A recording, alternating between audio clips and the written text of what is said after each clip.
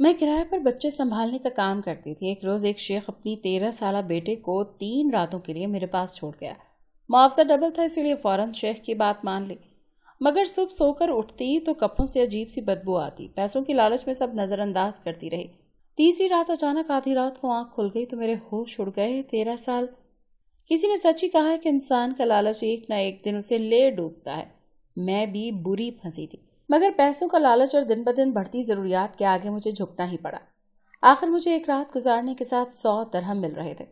آج میری آنکھ ایک ناگوار سی بو کی وجہ سے کھل گئی تھی۔ میری کوفت سے آنکھیں کھلی تو ایک دم سے میری نظر سامنے صوفے پر گئی۔ میرے تو ہوش اڑ چکے تھے۔ صوفہ خالی تھا اور وہ لڑکا غائب تھا۔ میں اس لڑکے کی حرکتوں کی وجہ سے بہت پریشان تھی۔ اس لڑکے نے چند دن میں ہی میرا جینا دوبھر کر کے رکھ دیا تھا۔ میں بوکھلا کر اٹھنا چاہا تو میں اس کی مضبوط گرفت میں تھی۔ جب میں نے پیچھے مڑ کر دیکھا تو میرے ہوش اڑ گئے۔ میرے بستر پر تو وہ لڑکا سو رہا تھا۔ میرے ہوش اس وقت اڑے جب وہ ناگوار بو مجھے اپنے کپڑوں سے آ رہی تھی۔ میرے دل میں شک ابھرا، کہیں کل رات اس نے میرے ساتھ…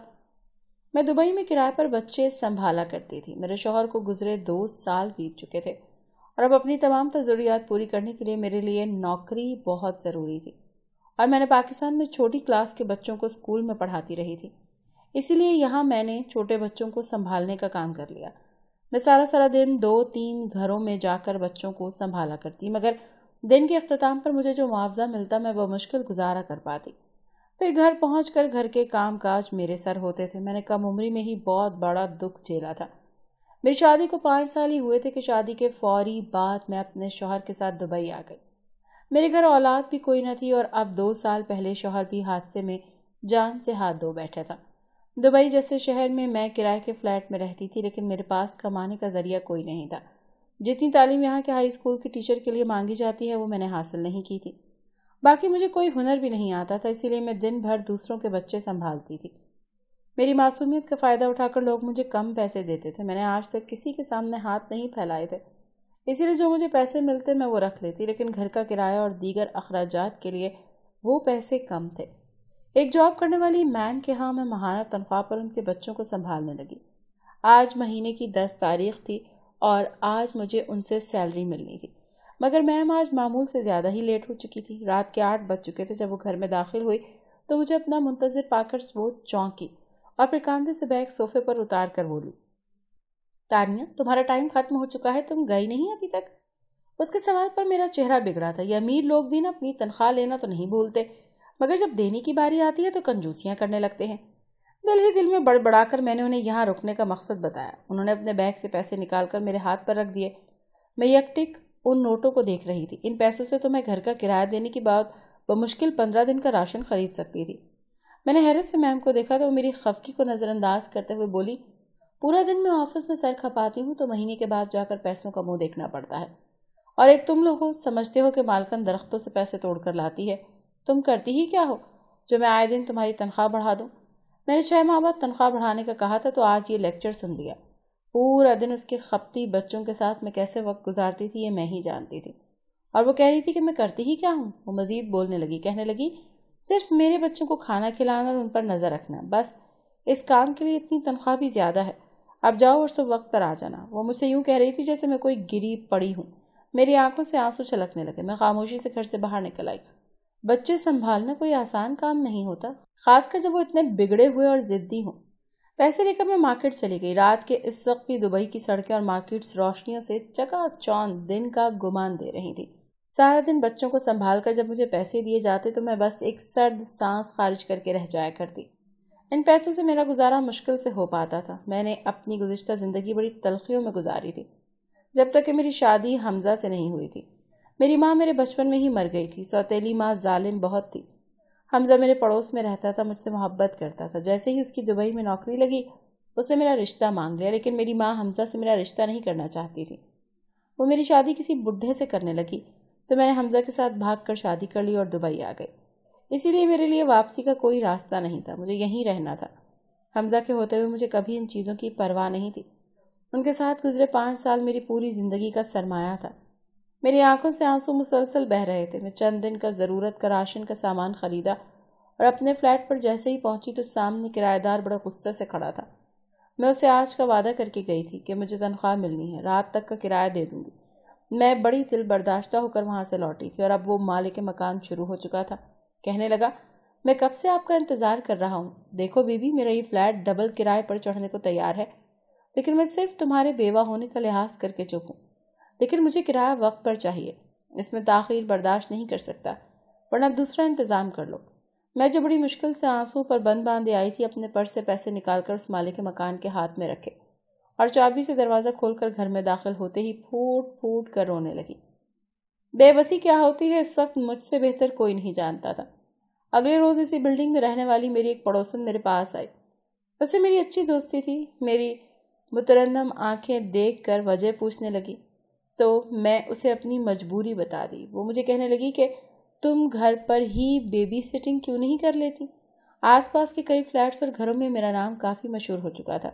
کچھ میرا نرم لہجہ بھی لوگوں کو پسند تھا، جس سے بچے میرے ساتھ گھل مل جایا کرتے تھے۔ وہ کہنے لگی اس معاملے میں وہ میری مدد کرے گی۔ اگلے روز میں گھر پر ہی رہی۔ اس پڑوسن نے واقعی مجھے 4-5 بچوں کو گھر پر رکھوا دیا، لیکن مسئلہ وہی تھا کہ پیسے کم تھے۔ صبح 7 بجے سے اس شام 7 بجے تک کی ڈیوٹی تھی، لیکن کہیں جا کر کام کرنے سے گھر پر رہ کر کام کرنا زیادہ بہتر تھا۔ میرا روز کا کرایہ بھی بچتا تھا، اسی لیے اب میں گھر ہی میں بچے سنبھالنے لگی۔ چھوٹے چھوٹے بچوں کو سنبھالنا بھی بڑا مشکل کام ہوتا ہے۔ اس کو وقت پر فیڈر دینا، پیمپر چینج کرنا، ان کا خیال رکھنا۔ رات تک میں کافی تھک چکی ہوتی تھی، کچھ میری طبیعت بھی خراب ہوتی جا رہی تھی۔ میں نے کمرے میں آ کر دوا لے کر آرام کرنا چاہا کہ دروازے پر دستک ہوئی۔ اس وقت کون آ سکتا ہے؟ میں نے سوچتے ہوئے جب دروازہ کھولا تو سامنے کا منظر خلاف توقع تھا۔ دروازے پر ایک پکی سی عمر کا شیخ کھڑا تھا۔ میں نے اس سے جب تعارف پوچھا تو اس علاقے کے چند مشہور بزنس مین شیخوں میں سے ایک تھا۔ میں نے سٹ پٹا کر انہیں گھر میں داخل کیا۔ مجھے حیرت ہوئی کہ اتنے امیر ترین انسان کو مجھ سے کیا کام پڑ گیا تھا جو وہ یوں خود چلا آیا تھا۔ پھر اس شیخ نے مجھے اس پڑوسن کا حوالہ دیا، اسی نے اس شیخ کو بھیجا تھا۔ چند رسمی کلمات کے بعد وہ بولے کہ کیا آپ 3 راتوں کے لیے میرے بیٹے کو اپنے ساتھ رکھ سکتی ہیں؟ ان کے سوال پر میں چونکی۔ کچھ اس کا روب اور دبدبہ بھی ایسا تھا کہ میں ڈرتے ہوئے بولی کہ سر، میں صرف دن میں بچوں کو سنبھالتی ہوں۔ میری بات سن کر بولے کہ آپ فکر مت کریں، میرا بیٹا آپ کو بالکل بھی پریشان نہیں کرے گا، بس وہ 3 راتیں اس گھر میں آپ کے ساتھ رہے گا، اس کے بعد میں آ کر اسے یہاں سے لے جاؤں گا۔ اصل میں میری بیوی حیات نہیں اور میرا بیٹا میرے بغیر رات کو نہیں رہتا، اور مجھے بہت ضروری کام سے جانا ہے۔ بس 3 دن کی تو بات ہے، اور میں آپ کو منہ مانگے پیسے دینے کو بھی تیار ہوں۔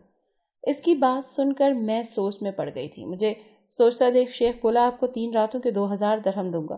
اتنی بڑی رقم کا سن کر ہی میرے پاؤں پھولنے لگے تھے۔ میں نے بغیر دیر کیے چہرے پر مسکراہٹ سجا کر شیخ سے حامی بھر لی۔ میری رضامندی جان کر شیخ تو کھل ہی اٹھا تھا۔ اسے اپنے موبائل پر کسی کو کال کی اور ٹھیک 2 منٹ کے بعد ایک شخص اپنے ساتھ ایک 13-14 سال کے لڑکے کو لے کر گھر میں داخل ہو گیا۔ وہ لڑکا 13 سال کا تھا، مگر قد کاٹ سے 16-17 سال کا معلوم ہو رہا تھا۔ شیخ نے مجھے 700 درہم ایڈوانس دے دیے تھے، کہا کہ باقی کی رقم آپ کو 3 دن بعد ملے گی۔ میری تو خوشی کا کوئی ٹھکانہ ہی نہیں تھا۔ وہ لڑکا تو بڑا تھا، وہ بھلا مجھے کیا تنگ کر سکتا تھا؟ مجھے بس اس کے کھانے پینے کا ہی انتظام کرنا تھا، اور پیسے بھی ٹھیک ٹھاک تھے۔ شیخ اپنے بیٹے کو چھوڑ کر جا چکا تھا۔ وہ لڑکا ابھی بھی یوں ہی سر جھکائے کھڑا تھا۔ میں نے اسے اپنے قریب بلایا اور اس کا نام پوچھا۔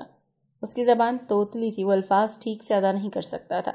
اسے چند باتیں کرنے کے بعد مجھے اس بات کا اندازہ ہو گیا تھا کہ یہ بچہ توتلا ہونے کے ساتھ ساتھ ذہنی کمزوری کا بھی شکار ہے۔ رات کافی دیر ہو چکی تھی، نہ جانے شیخ کو ایسا کیا ضروری کام تھا جو جلدی میں اپنا بیٹا میرے پاس چھوڑ کر چلا گیا تھا۔ میرے فلیٹ میں صرف ایک ہی کمرہ تھا، باہر سلانا بھی کچھ مہذب نہ لگا۔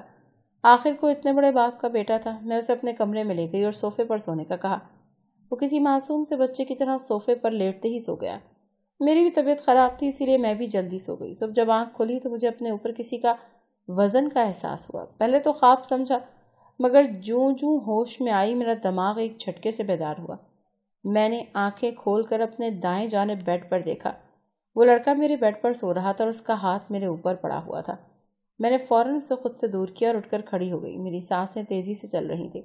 مجھے اس پر شدید غصہ آیا تھا۔ میں چلا کر بولی کہ تمہیں شرم نہیں آئی؟ جب صوفے پر سلایا تھا تو اٹھ کر میرے پاس کیوں آئے؟ میری آواز پر وہ لڑکا بوکھلا کر اٹھ بیٹھا۔ وہ آنکھیں مسلتے ہوئے بولا، مجھے ماما کی یاد آ رہی تھی اس لیے۔ اتنا کہہ کر وہ کسی چھوٹے بچے کی طرح رونے لگا۔ اسے روتا دیکھ کر میں اسے چپ کروانے لگی، مگر میرے وجود سے آتی بدبو نے میرے ہوش اڑا دیے تھے۔ میرے کپڑوں پر جگہ جگہ داغ لگے تھے جن سے عجیب سی بدبو آ رہی تھی۔ میرا جی متلانے لگا۔ میں نے غور کیا کہ یہ داغ اس لڑکے کے کپڑوں پر بھی لگے ہوئے تھے۔ میں اسی ششوپن میں مبتلا اپنے لباس تبدیل کر کے فریش ہو گئی اور لڑکا سارا دن خاموشی سے کونے میں بیٹھا رہتا تھا، نہ مجھ سے کوئی بات کرتا تھا نہ کچھ مانگتا تھا۔ مجھے لگا شاید پورا دن میں چھوٹے بچوں کو سنبھالتی ہوں تو شاید اس کے پیمپر بدلتے ہوئے میرے کپڑوں پر کچھ لگ جاتا ہو۔ یہ سوچ کر میں نے اپنا ذہن جھٹکا تھا۔ میں صبح ہونے والے حادثے کو بھول کر خوش تھی۔ آخر کو اب میرے دن پھرنے والے تھے۔ اتنی بڑی رقم کا سوچ کر ہی میں لالچ سا جاگ اٹھا تھا۔ آج دوسری رات تھی اور میں نے اس لڑکے کو صوفے پر سلاتے ہوئے سختی سے کہا تھا کہ آج جب ڈر لگے تو میرے پاس مت آنا، بس مجھے آواز دیتے نا، میں اٹھ جاؤں گی۔ میری بات سن کر وہ سر ہلا گیا، نہ جانے کیوں، مگر اس رات مجھے بہت میٹھی نیند آئی تھی۔ صبح اٹھتے بھی دیر ہو چکی تھی۔ جب آنکھ کھلی تو میرے ہوش اڑ چکے تھے۔ سامنا صوفہ خالی تھا، لیکن آج میرا سر بھاری ہو رہا تھا۔ میں اٹھ کر بیٹھ گئی۔ آج پھر سے مجھے خود سے عجیب و غریب قسم کی بو آ رہی تھی۔ وہ بو بہت ناگوار سی تھی۔ میں جلدی سے اٹھ کر نہانے چلی گئی۔ جب نہا کر کمرے سے باہر نکلی تو وہ لڑکا کچن میں خود ہی اپنے لیے ناشتہ بنا رہا تھا۔ اس نے ناشتہ کیا بنانا تھا، پورے کچن میں بربادی پھیر چکا تھا۔ 6 انڈوں کے چھلکے شیلف پر بکھرے پڑے تھے۔ اسٹوو پر دودھ ابل کر چولہے میں گر چکا تھا۔ وہ لڑکا اپنے دھیان سے انڈے بنا رہا تھا، اس بات سے بے خبر کہ دودھ ابل کر نیچے گر رہا ہے۔ میں جلدی سے آگے بڑھی اور دودھ کے نیچے سے چولہا بند کر دیا۔ وہ سارے انڈے ایک ساتھ ہی فرائی پین میں ڈالے اس کا کچومر بنا چکا تھا۔ میں نے غصے سے اسے دیکھا۔ ابھی کل ہی تو ناشتہ دیا تھا جو میں نے 4 دن چلانا تھا اور وہ ایک ہی دن میں ستیہ ناش کر چکا تھا۔ میں نے اسے غصے سے دیکھا اور اسے ڈانٹتے ہوئے بولی کہ یہ کیا کر رہے ہو، تم نے ساری چیزوں کو بربادی پھیر کر رکھ دی ہے۔ میری بات سن کر وہ مجھ سے کہنے لگا مجھے بہت بھوک لگی تھی اور تم سو رہی تھی۔ میں نے کہا صبر نہیں تھا تم میں، میرے جاگنے تک انتظار نہیں کر سکتے تھے؟ یہ سن کر جو بات اس نے مجھ سے کہی میرے ہوش اڑانے کے لیے کافی تھی۔ کہنے لگا رات بھر میں تھک بہت جاتا ہوں، اسی لیے صبح مجھ سے بھوک برداشت نہیں ہوتی۔ یہ کہتے ہوئے جن نظروں سے اس نے مجھے دیکھا تھا ایک کرنٹ کی لہر میرے اندر دوڑ گئی تھی۔ وہ رات بھر ایسا بھی کیا کرتا ہے، لیکن جانے کیوں میں اس سے پوچھ نہیں سکی تھی۔ لیکن پورا دن میں پریشان اور الجھی سی رہی۔ میں سوچ چکی تھی کہ آج اسے رات کو لاؤنج میں ہی سلاؤں گی۔ رات کو میں نے اسے لاؤنج کے صوفے پر سونے کے لیے کہا۔ وہ چپ چاپ لیٹ گیا۔ میں اپنے کمرے میں آ گئی۔ میں ابھی سونے کے لیے لیٹی ہی تھی کہ بادل کی زوردار گرج نے میرا دل دہلا دیا۔ تیز چمک میرے کمرے کی کھڑکی سے نظر آ رہی تھی۔ مجھے خوف سا محسوس ہونے لگا۔ مجھے ہمیشہ ہی بارش سے خوف محسوس ہوتا تھا۔ میں نے اٹھ کر پردے کھڑکی کے سامنے کیا اور اپنے بیڈ پر لیٹ کر سونے کی کوشش کرنے لگی۔ تیز بارش کی آوازوں کے ساتھ بادلوں کی گرج نے میری جان نکال دی۔ میں نے زور سے آنکھیں میچ کر اپنا خوف کم کرنے لگی۔ مجھے حمزہ کی یاد شدت سے آئی تھی۔ ایسے وقت میں اس کا ہاتھ زور سے پکڑ لیتی تھی اور مجھے لگتا تھا کہ میں ایک مضبوط پناہ میں آ چکی ہوں۔ سارا خوف ہی ختم ہو جاتا تھا۔ شوہر بیوی کے لیے ایک بہت بڑا سائبان ہوتا ہے۔ جب سے حمزہ مجھے چھوڑ کر گیا تھا میں ہر آہٹ سے ڈر جایا کرتی تھی۔ ابھی بھی میں سونے کی کوشش کر رہی تھی جب کمرے کے دروازے کو دھڑ دھڑایا گیا تھا۔ میں ڈر کے مارے اچھل ہی تو گئی۔ پہلے ہی مجھے ڈر لگ رہا تھا، اس پر یوں دروازے کو کھٹکھٹایا گیا تھا جیسے توڑ دینا ہو۔ میں نے اٹھ کر دروازہ کھولا تو وہ لڑکا اڑی ہوئی رنگت کے ساتھ بدحواس سا باہر کھڑا تھا۔ مجھے دیکھتے ہی میرے ساتھ لگ کر رونے لگا۔ کہنے لگا مجھے لگ رہا تھا مجھے بارش سے بہت ڈر لگتا ہے۔ میں نے خود کو اس سے جدا کیا اور اسے تسلی کے 4 لفظ بول کر کہا وہ کمرے کے صوفے پر سو جائے۔ وہ صوفے پر سو گیا۔ کچھ دیر بعد وہی بدبو مجھے آنے لگی اور میں گہری نیند میں چلی گئی، لیکن اس صبح تو میرے ہوش اڑ گئے تھے کیونکہ وہ لڑکا میرے ساتھ، میں رو رہی تھی بے تحاشا، اور وہ لڑکا میرے سامنے نظریں جھکائے بیٹھا تھا۔ کچھ ہی دیر میں اس کا وہ شیخ باپ بھی آ چکا تھا۔ میں نے کہا آپ کے بیٹے نے میری زندگی برباد کر دی ہے۔ آپ نے مجھ سے جھوٹ بولا تھا کہ یہ 13-14 سال کا ہے، دکھنے میں ہی بڑا لگتا ہے۔ وہ میری بات سن کر مجھ سے معذرت کرنے لگے۔ کہنے لگے کہ اگر میں آپ کو اس کی صحیح عمر بتا دیتا تو آپ اسے اپنے پاس نہیں رکھتی۔ وہ کہنے لگا میں آپ کا نقصان پورا کرنے کو تیار ہوں۔ مجھے ایک بلینک چیک بھی دینا چاہا، لیکن میں نے کہا وہ یہاں سے باہر نکل جائیں، میری عزت کو پیسوں سے مت تولیں، مجھے کچھ نہیں چاہیے۔ ایسے پیسوں کی لالچ نے مجھے یہ دن دکھایا تھا۔ وہ لوگ جا چکے تھے لیکن میرے سامنے 1,00,000 درہم رکھے ہوئے تھے اور میں بے تحاشا رو رہی تھی۔ نہ جانے میں نے لالچ کی تھی یا وہ پیسے میری مجبوری تھی، لیکن اب یہ ہے کہ میری عزت پامال ہو چکی تھی۔